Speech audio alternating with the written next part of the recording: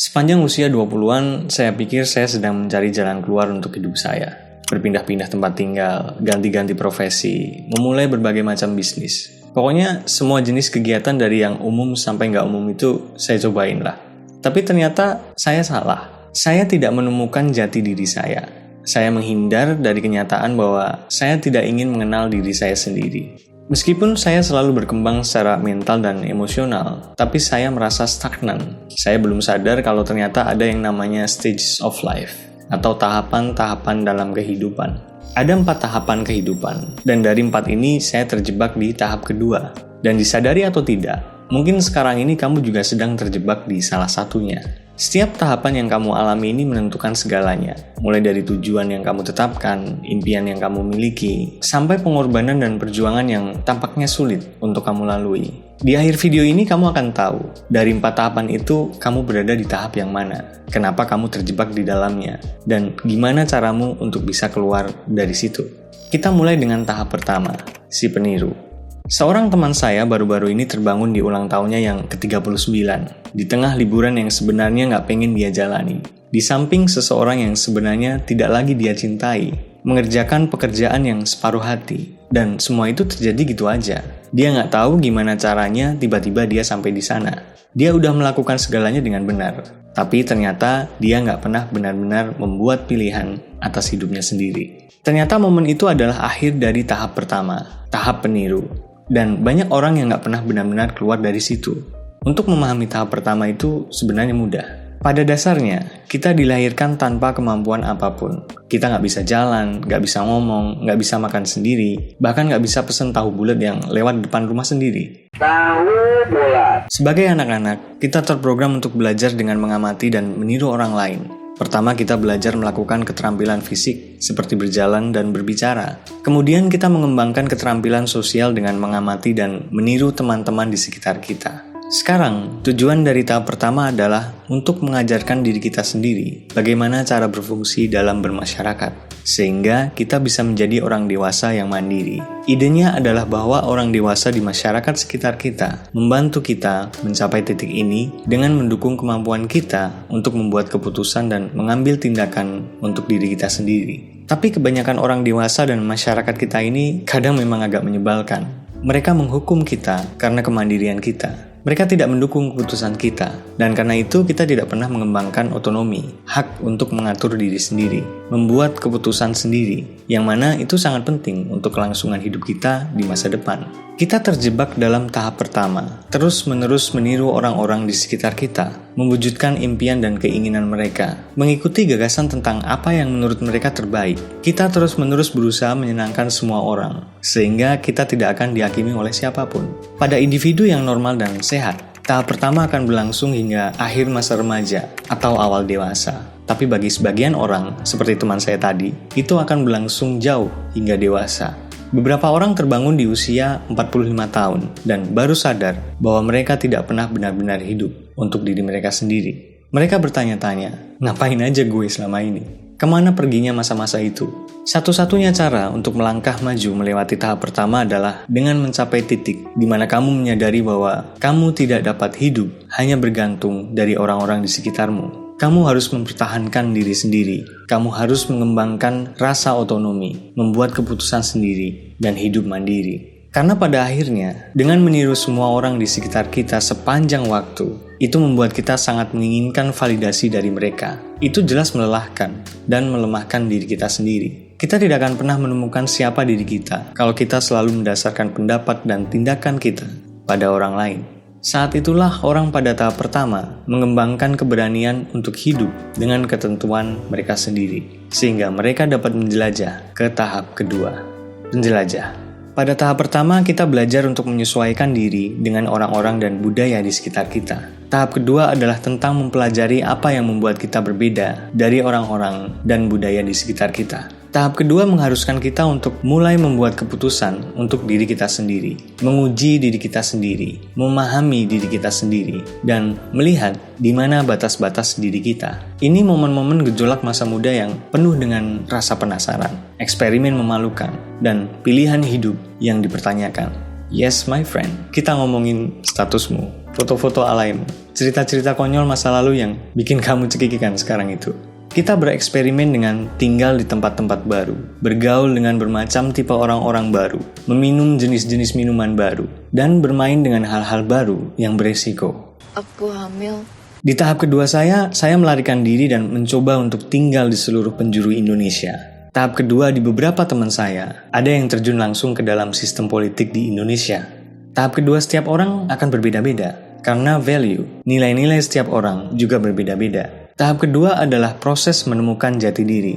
Kita mencoba berbagai hal, beberapa di antaranya berjalan dengan baik, dan beberapa di antaranya gagal dengan gaya. Tujuannya adalah untuk bertahan dengan apa yang berjalan dengan baik untuk sementara waktu, dan kemudian melanjutkan. Ini karena tahap kedua adalah tentang mencari tahu siapa kita. Itu berarti mencari tahu value diri, nilai-nilai kita. Dan yang saya maksud dengan nilai-nilai adalah mencoba mengetahui apa hal terpenting dalam hidup kita. Kegiatan apa saja yang kita sukai, orang-orang apa saja yang cocok, dan aktivitas apa saja yang bisa kita jadikan acuan. Psikolog telah menemukan bahwa hidup yang selaras dengan nilai-nilai seseorang akan memberi kita rasa, makna, dan kesejahteraan mental yang lebih besar. Hal itu membuat kita termotivasi dan bersemangat menghadapi tantangan yang kita hadapi dalam hidup. Nah, tahap kedua ini menyenangkan, karena kita merasa bisa melakukan apa saja. Tapi pada akhirnya, sama seperti setiap fase dalam kehidupan, sesuatu yang tidak menyenangkan mulai terjadi. Kita mulai menghadapi keterbatasan kita sendiri. Dan terlepas dari apa yang mungkin kamu pernah dengar dari motivator-motivator di luar sana, Super sekali. menemukan keterbatasan diri sendiri sebenarnya adalah hal yang sangat baik dan sehat. Faktanya, kamu akan buruk, dan pasti buruk dalam beberapa hal. Tidak peduli seberapa keras kamu mencoba, dan kamu perlu tahu hal-hal apa saja yang kamu memang buruk di situ, sehingga kamu bisa memprioritaskan hidupmu sesuai dengan itu. Saya nggak unggul dalam hal-hal yang mengandalkan fisik dan tenaga. Beberapa kali pun saya coba. Ya, menyedihkan ketika saya tahu itu. Tapi saya paham, dan sekarang saya telah beradaptasi.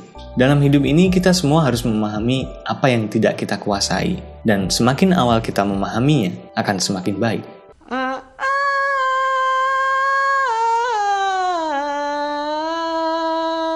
Ya, kita memang buruk dalam beberapa hal.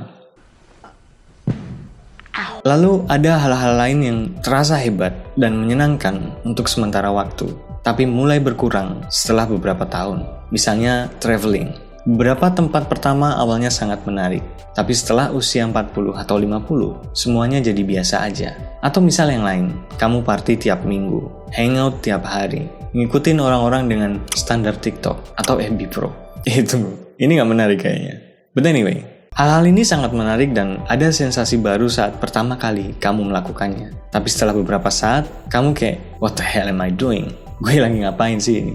Kamu mulai bertanya-tanya apa yang sebenarnya kamu lakukan dengan hidupmu. Umumnya, apapun yang didorong oleh kesenangan dan sensasi akan sesuatu yang baru, semakin sering kamu melakukannya, itu menjadi semakin tidak menarik dan tidak berharga. Jadi, keterbatasanmu penting, karena kamu akhirnya harus menyadari bahwa waktu di hidupmu ini singkat. Dan kamu harus menghabiskannya untuk orang-orang dan hal-hal yang benar-benar penting buatmu, which is your value, nilai-nilai dirimu. Idealnya tahap kedua dimulai dari, let's say, pertengahan hingga akhir masa remaja dan berlangsung hingga akhir usia 20-an atau pertengahan 30-an.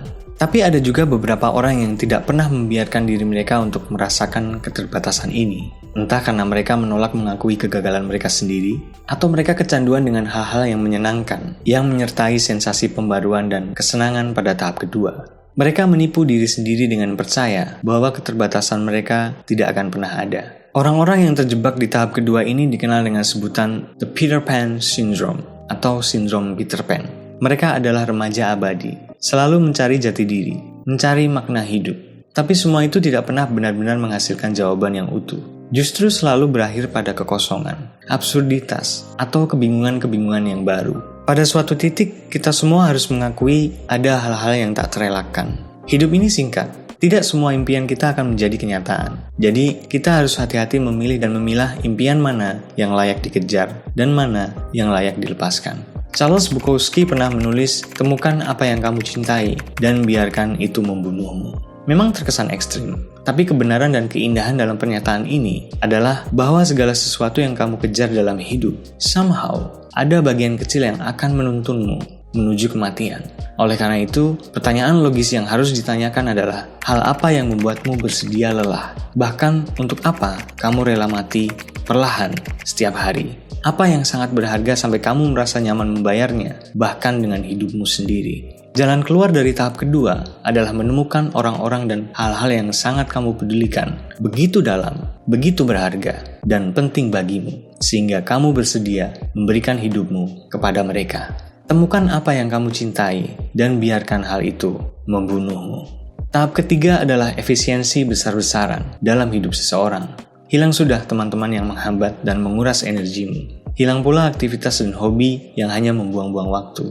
Lalu, kamu berfokus pada apa yang paling kamu kuasai dan yang terbaik untukmu. Kamu berfokus pada hubungan yang paling penting dan pada satu misi penting dalam hidupmu. Entah itu mengatasi kemiskinan di negeri ini, Saya ingin menghilangkan kemiskinan dari bumi Indonesia. atau menjadi seniman digital yang terkenal, atau apapun itu. Tahap ketiga adalah saat kamu menyelesaikan semua itu. Tahap ketiga berakhir saat kombinasi dari dua hal terjadi. Pertama, kamu merasa tidak banyak lagi yang bisa kamu capai. Kedua, kamu menjadi tua dan lelah, dan merasa lebih suka ngopi di teras pagi-pagi sambil lihat bonsai, atau nonton drama jadul di TV sepanjang hari. Pada individu normal, tahap ketiga umumnya berlangsung dari sekitar usia 30 hingga seseorang mencapai usia pensiun. Orang-orang dalam tahap ketiga ini seringkali terjebak karena mereka tidak tahu bagaimana melepaskan ambisi dan keinginan mereka yang terus-menerus untuk mendapatkan lebih dan lebih. Aduh, kasihan dah. Ketidakmampuan untuk melepaskan kekuatan dan pengaruh yang mereka dambakan ini menghilangkan efek menenangkan secara alami yang dimiliki oleh waktu. Dan mereka akan tetap bersemangat dan lapar hingga usia 70-80-an. Yang kurang dari mereka adalah tahap keempat, manusia fana. Ernest Becker adalah seorang profesor perguruan tinggi yang memiliki banyak penggemar dan orangnya cukup unik. Tahun 1960-an, ia adalah seorang antropolog dengan pemikiran yang dipengaruhi oleh Sigmund Freud dan Zen Buddhism. Ini membuatnya menjadi orang yang aneh secara akademis. Dia datang ke kelas dengan alat peraga dan kostum yang aneh. Para mahasiswa menyukainya, tapi para koleganya, gak terlalu. Becker menjalani awal karirnya dalam absurditas dan ketidakjelasan yang mana menghabiskan kesabaran orang-orang di universitas tempat dia mengajar. Kemudian di awal usia 40-an, ia didiagnosis menderita kanker usus besar dan hanya punya waktu 1 tahun lagi untuk hidup. Hal ini membuat Becker menjadi fokus berkarya di ranjang kematiannya. Dia menulis sebuah buku berjudul The Denial of Death. Buku ini diterbitkan tak lama setelah dia meninggal dan kemudian memenangkan penghargaan Pulitzer. Sejak saat itu, buku itu menjadi salah satu karya filsafat paling berpengaruh di abad ke-20. Konsep inti dari The Denial of Death adalah bahwa kita semua menghabiskan hidup kita untuk membangun proyek keabadian. Ide dari proyek keabadian ini adalah untuk membangun sesuatu yang tetap hidup setelah kematian kita. Hasilnya, proyek ini dapat menanamkan makna dan tujuan dalam hidup kita yang jauh melampaui diri kita sendiri. Kegagalan dalam proyek ini akan menjerumuskan kita ke dalam keputusasaan yang mendalam. Orang-orang tiba di tahap keempat setelah menghabiskan sekitar setengah abad, menginvestasikan diri mereka pada apa yang mereka yakini bermakna dan penting. Mereka melakukan hal-hal hebat, bekerja keras, mendapatkan semua yang mereka miliki. Mungkin memiliki sebuah keluarga, atau kegiatan sosial, atau sekali 2 kali revolusi politik. Dan sekarang, mereka sudah selesai. Mereka telah mencapai usia di mana energi dan keadaan mereka tidak lagi memungkinkan untuk mengejar tujuan mereka lebih jauh. Tahap keempat bukanlah tentang melakukan lebih banyak. Ini sebenarnya tentang melepaskan. Kamu sudah menghabiskan waktu puluhan tahun membangun sesuatu, sebuah keluarga, karir, misi, sebuah gerakan. Mungkin kamu berhasil, mungkin tidak. Tetapi pada akhirnya tubuhmu melambat, ambisimu tumpul, dan kamu bertanya-tanya, apakah semua ini benar-benar penting? Itulah tahap keempat, peralihan dari membangun kehidupan menjadi bersiap untuk hidup lebih lama. Dan disinilah rasa takut akan kematian itu merambat masuk. Bukan sebagai rasa takut akan matinya, tetapi lebih seperti rasa takut akan menghilang dan dilupakan. Beberapa orang merespons dengan bekerja keras, bekerja hingga usia 80-an, memegang kencang kekuasaan dan menolak perubahan. Aduh, kasihan dah. Yang lain menyerah terlalu cepat, menyerah pada kebosanan, dan mungkin mancing atau pelihara burung. tapi hanya sedikit yang berhasil melakukannya dengan benar. Mereka menyadari bahwa tahap keempat bukan lagi tentang menjadi pahlawan, melainkan tentang menjadi mentor, orang yang dituakan, guru. Alih-alih bertanya apa yang masih bisa saya capai, mereka berkata apa yang bisa saya dukung, apa yang bisa saya wariskan. Dan ironisnya, tahap yang kerasa seperti akhir ini sebenarnya adalah saat pengaruhmu bisa menjadi permanen. Bukan karena kamu berbuat lebih banyak, tetapi karena kamu melepaskannya pada waktu yang tepat dan menyerahkan semuanya. Tahap keempat penting secara psikologis, karena membuat kenyataan tentang kematian diri sendiri yang terus berkembang menjadi lebih tertahan. Sebagai manusia, kita memiliki kebutuhan yang mendalam untuk merasa bahwa hidup kita berarti sebuah makna yang terus-menerus kita cari. Ini secara harfiah merupakan satu-satunya pertahanan psikologis kita terhadap ketidakjelasan hidup ini dan keniscayaan kematian kita sendiri. Pertumbuhan seringkali digambarkan sebagai perkembangan yang indah dan berbunga-bunga, dari keadaan bodoh menuju pencerahan yang melibatkan banyak kegembiraan. Namun kenyataannya adalah bahwa transisi antara tahap-tahap kehidupan biasanya dipicu oleh rasa sakit yang hebat, kehilangan, atau peristiwa negatif yang ekstrim terjadi dalam hidup seseorang. Coba pikir, kenapa bersusah payah mengubah orientasi semua nilai dan prioritasmu? Kecuali yang sekarang ini entah bagaimana sudah begitu dahsyat mengecewakanmu. Tahap-tahap selanjutnya tidak menggantikan tahap-tahap sebelumnya. Mereka melampauinya.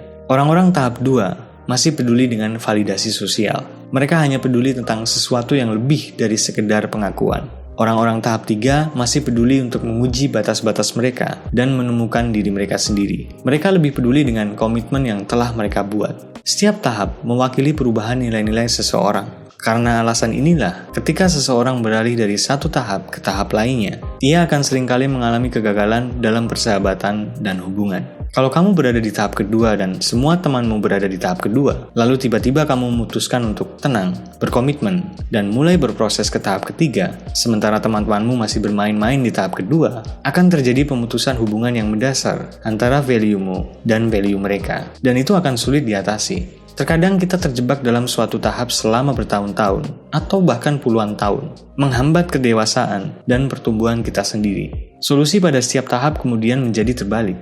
Untuk melangkah melampaui tahap pertama, kamu harus menerima bahwa kamu tidak akan pernah cukup untuk semua orang sepanjang waktu. Dan karena itu, kamu harus membuat keputusan untuk diri sendiri. Untuk melangkah melampaui tahap kedua, kamu harus menerima bahwa kamu tidak akan pernah mampu mencapai semua yang kamu impikan dan inginkan. Dan karena itu, kamu harus memusatkan perhatian pada apa yang paling penting dan kemudian berkomitmen untuk itu. Untuk melangkah melampaui tahap ketiga, kamu harus menyadari bahwa waktu dan energimu terbatas. Karena itu kamu harus memfokuskan kembali perhatianmu untuk membantu orang lain, mengambil alih proyek-proyek bermakna yang sudah kamu bangun. Dan untuk melangkah melampaui tahap keempat, kamu harus menyadari bahwa perubahan tidak dapat dihindari. Dan bahwa pengaruh satu orang tidak peduli seberapa besar, tidak peduli seberapa kuat, pada akhirnya akan menghilang. Pada akhirnya ini semua adalah proyek untuk mengukur value dirimu dan kemudian memprioritaskan nilai-nilai baru dengan tepat. Semoga bermanfaat dan see ya.